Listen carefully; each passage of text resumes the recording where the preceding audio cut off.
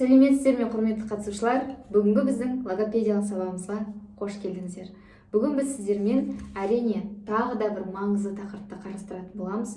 Ол бізде дыбыс шақыру, яғни запуск речи кезеңдері, дыбыстар және буындар. Осы жөнінде сөз қозғайтын боламыз. Жақсы, сіздер білесіздер, алдыңғы сабақтарда біздер сіздермен моторлы алалияны, сенсорлы алалияны қарастырған болатынбыз.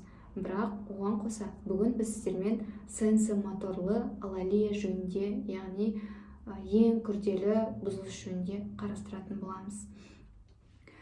Алалия, жалпы моторлы алалиясы бар балаларды немесе сенсорлы алалиясы бар балаларды мен сіздерге қарапайым түрде былай түсіндірсем болады. Мысалы, сіздер басқа елге барсаңыздар, шетелге шықсаңыздар, және ол елдің тілін мүлдем түсінбесеңіздер, онда әрине сіздерге оларды қабылдау қиын болады. Және бұл жерде де дәл солай. Сенсорлы алалияда дәл сондай. Сізге бір нәрсе айтып жатады, біреу бір жерге бағыттап жатады, немесе бір нәрсе сұрап жатады. Бірақ сіз бір сондай кішкене қорқып деген сияқты қорқасыз ғой енді сіздер, немесе ұяласыз, неше түрлі күй жайды бастан кешесіздер, яғни сіз ол кісіні мүлдем түсінбейсіз, немесе күлесіз, ол кісіні түсінбей тұрғаныңызға күлесіз, яғни бұл жерде сізде бір сондай түсініспеушілік қалыптасып жатады. Ал керісінше моторлы алалияда мысалы мындай жағдай болады. Мысалы менің қарапайым сіздерге түсіндірейін, мен өзім ағылшын тілін былай жақсы білемін, мен жақсы түсінемін, ағылшын тілін. Кез келген сөзді, кез келген нұсқаулықты айтса, мен оны қабылдап орындай аламын. Бірақ мен оларға кері жауап бере алмаймын. Неге? Себебі менің өзімнің сөздік қорым мүлдем аз десем де болады. Бұл жерде әрине балалардың сөздік қоры аз, немесе артикуляциялық аппараты белгілі бір қалыпты сақтай алмайды. Сол себепті балалар моторлы алалияға ұшырап жатады. Ал енді ең қиыны сенсо-моторлы алалия, яғни бала не айтқанды түсінбейді, не берген нұсқаулықты түсінбейді, не кері байланыс жасамайды, кей кезде түсінеді, бірақ кері байланыс жасамайды, яғни артикуляциялық аппараты мүлдем қалыпқа келмейді десек те болады. Енді бұндай балалармен біз қандай жұмыстар жасаймыз деген сұраққа жауап берейік. Қандай жұмыстар жасаймыз? Ең бірінші, жалпы сенсо-моторлы алалиясы бар балалармен жұмыс жасау барысында біздер әрине бірнеше этаптарға бөліп, яғни кезеңдерге бөліп аламыз. Сенсо-моторлы алалиясы бар бала сіздің алдыңызға келді делік. Енді сіз не істейсіз ондай баламен? Ең бірінші, ол балаға бір нәрсені үйретіп, немесе бірден запуск речиге, дыбыс шақыруға сіздер көшіп кете алмайсыздар. Жоқ, ол мүмкін емес нәрсе. Ең бірінші, яғни баламен сөзсіз байланысқа түсесіздер. Сөзсіз байланысқа түсу дегеніміз не? Сөзсіз байланысқа түсу дегеніміз, яғни сеген тақтасымен, немесе бұл жерде көптеген бояғыш раскраскемен, мозаикалар құрастыру, лабириттер, немесе енді әртүрлі құрастыру ойындар, немесе сурет салу арқылы бірінші баламен байланысқа түсесіздер. Әрине бұл жерде сіздер баланың еңбекке қабілеттілігін де анықтай алатын боласыздар. Бұл бірінші деңгей, яғни бала сіздің алдыңызға келгенде, немесе ойын ойнайсыздар баламен, алдында айтқанмын, көпіршіктермен, пузыректармен ойнауға болады. Жақсы, ал екінші кезең. Екінші кезеңде не істейміз? Жақсы, балалар сеген тақтасын орындайды, немесе раскраски бәрін бояйды, мозаика құрастырады барлығын. Содан кейін не істейміз? Одан кейін біз балалардың қабылдауына жұмыс жасаймыз. Яғни фонетикалық, фонематикалық дыбыстарды, айналадағы қоршаған ортадағы дыбыстарды қабылдауына жұмыс жасайтын боламыз. Бұл дегеніміз не?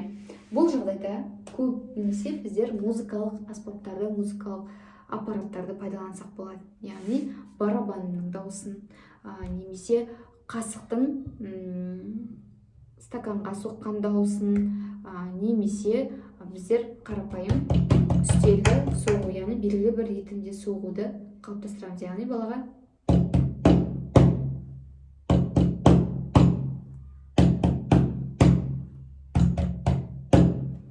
осы дыбысты бала қабылдап қайталауы тиіс. Қайталайтынды деңгейге жеткізуіміз тиіспіз. Яғни бала айналадағы барлық ушуды, дыбысты барлығын қабылдап саралай бастайды. Одан кейін ары қарай біз не істейміз? Ары қарай келесі баламен әртүрлі, енді бұл жерде музыкалық аспаптарды үйрететін болсақ, келесі одан кейін бала, яғни белгілі бір нақты заттардың, нақты жануарлардың, нақты құстардың дауысын үйретіп бастаймыз балаға. Яғни мысалы итті көрсетіп арр, арр, немесе мысықты көрсетіп мяу, мяу деген сияқты осындай әртүрлі қимыл қозғалыстарды жасауға болады. Немесе сиырды көрсетіп му, му, му деген сияқты осындай түрлі дыбыстарды балаға қабылдауына көмектесуіміз қажет болады. Және кез келген дыбысты қабылдау барысында сіздерде міндетті түрде қимыл қозғалыс, яғни баланың қолы бірге жұмыс жасаған жақсы. Сол кезде баланың қабылдауы арта түседі. Жақсы. Бұл жерде келесі енді бұл жерде барлық дыбыстарды қабылдадық, және содан кейінгісі бұл жерде мысалы балаға әртүрлі нұсқаулықтарды беріп үйретіп бастаймыз. Мысалы му сиырды ал, орнына қой, яғни бұл жерде етістіктерді ал, қой, бер етістіктерін үйретіп бастаймыз балаға. Бала нұсқаулықты түсінуі қажет болады міндетті түрде. Және бұл жерде мысалы кез келген платочекті алып, мысалы аузыңды сүрт деген сияқты, немесе мұрныңды сүрт деген сияқты осындай балаға әртүрлі нұсқаулықтар беруіміз қажет болады. Яғни бала бұл жерде етістіктерді қабылдай бастайды. Және бұл жерде әртүрлі жаңағы дыбыстарды, қоршаған ортадағы дыбыстарды қабылдауын әрі қарай жалғастыра береміз. Яғни алдында сіздерге айтқан болатын, сіздер өздеріңізге күнделік бастағандарыңыз дұрыс. Яғни сол күнделіктің ішінде әрбір баланың дыбыстарын жазып жүресіздер. Мысалы доп, па, па, па деген сияқты. Немесе балаға ауыз арқылы түрлі дыбыстар шығару үйретеміз. Мысалы па, па, па, пу, пу, пу деген сияқты осындай дыбыстарды шығаруын үйрететін боламыз. Және тағы бір ескере кететін жайт, осы кезең барысында сіздер балаға кез келген дыбысты үйрету барысында міндетті түрде жестикуляция, яғни қолды бірге пайдаланасыздар. Әрине кейбір мамандар пайдаланбайды, кейбір мамандар пайдаланады, бірақ менің сіздерге ұсынысым пайдаланған дұрыс. Егер сіздер пайдалансаңыздар, баланың қабылдауы өте тез болады. Мысалы, мындай болады. Балаға айтамыз. Су сөзін балаға үйрету барысында, мысалы, мен өзім балаға былай үйретемін. Су, су,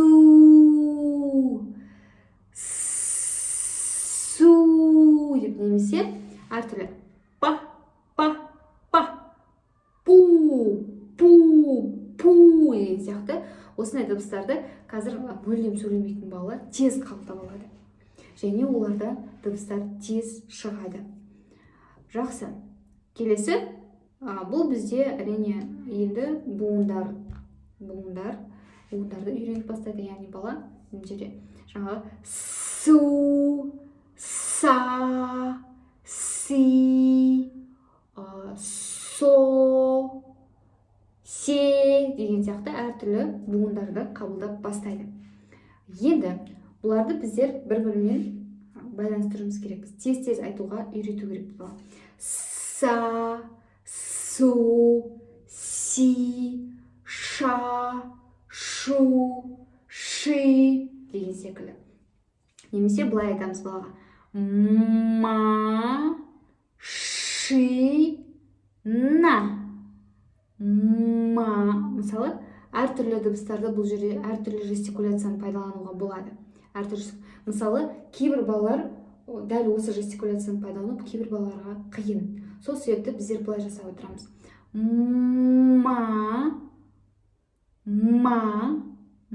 Ма. Яғни бұл көп жағдайда әрине ДЦП-сі бар балаларға немесе кохлеарлы имплантациясы бар балаларға өзіне яғни ерін демеу, ерінді өзінің қолымен демеу болып саналады балада. Мысалы балалар көп жағдайда ма немесе ма деген дыбысты па деп айта беруі мүмкін. Сен балаға ма деп айтып тұрсаң да. Сол себепті бала өз-өзіне көмектесу керек. Ма деген сияқты осындай қимыл қозғалыстарды пайдалану қажет. Келесі енді дыбыстардан, яғни буындардан сөздерді құрап бастаймыз. Яғни былай айтамыз. Машина.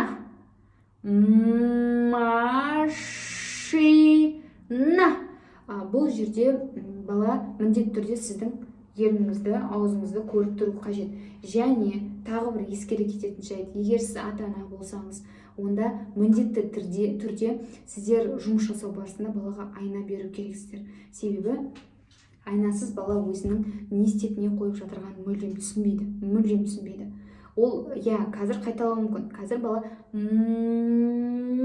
ма айтуы мүмкін. Бірақ кейін ертесіне сұрасаңыз, бала оны айта алмай қалады. Неге? Себебі бала көріп қабылдаған жоқ. Міндетті түрде бала өзінің іс-әрекетін әр қашанда көріп қабылдап отыруы тиіс, міндетті түрде. Жақсы. Келесі балаға тағы да әртүрлі ойындарды ойнатуға болады. Яғни бұл буынды баладан қалай шығарамыз? Буын дыбыс неге балада дұрыс шықпайды? Себебі баланың тыныс алуы дұрыс емес болады. Мысалы, балаға са, су дыбыстарын айту өте қиын, және мен оны өзімнің практикамда көріп жүрмін. Ал ондай балаларға біз қалай барлығын үйретіп жатырмыз. Бұл жағдайда бізге көбінесе ең көп маған көмекке келетін бұл қарапайым мақта болып саналады. Қарапайым мақта. Яғни осы мақта арқылы балаға біздер бірнеше дыбыстарды шығара аламыз. Мысалы, былай айтамыз. Көрдіңіз ғой? Бала кей жағдайда с дыбысы балада болғанымен ол жай ғана деп ауа шығарып, үрлеп дыбысты шығару керек екендігін түсінбейді. Және бұл жаттығуды сіздер міндетті түрде жасау керексіздер. Мысалы, ол бізде былай. Көрдіңіздер ғой? Дәл осы мақтаның арқасында біздер өте көп баланың дыбысын шығарғанбыз. Неге балада дұрыс дыбыс шықпайды? Мысалы, моторлы аллергиясы бар балалар неге дұрыс дыбыс шықпайды? Себебі бала тілін мүлдем қолданбайды. Немесе тыныс алу аппаратын мүлдем қолданбайды. Бала былай істейді. Кейде мұрынмен үру мүмкін. Немесе мұрынға арналған әртүрлі қысқыштар болады. Сонымен қысып қойып, балаға үйретуге болады. Мысалы, қысып қатты үріп қажет емес, жай ғана үрсе де шығады. Немесе мұрынмен ауаны жұтқызып алуға болады.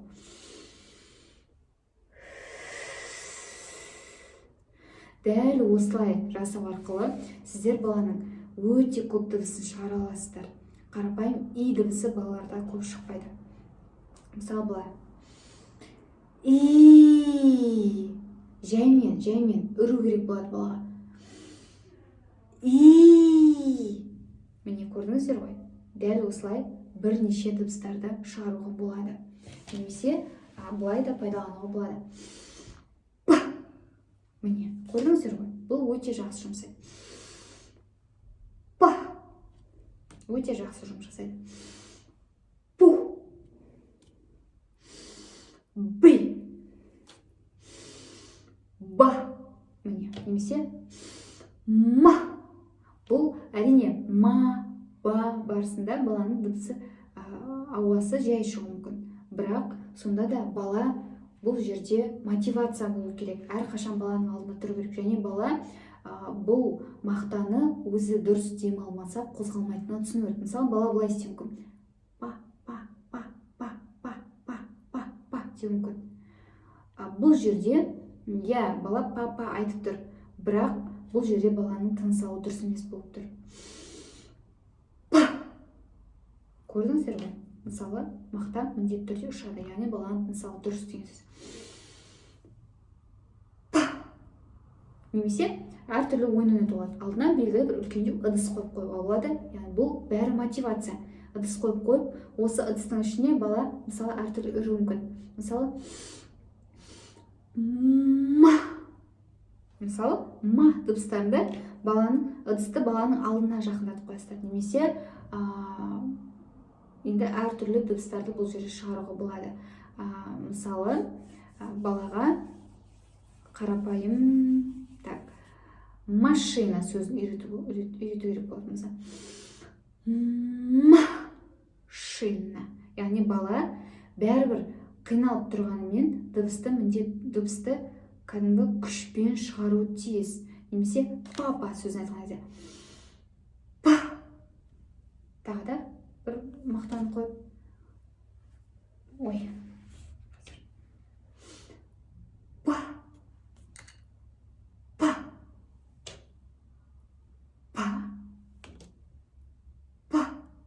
Міне, дәл осылай жасасаңыздар, сіздерде дыбыс міндетті түрде шығады.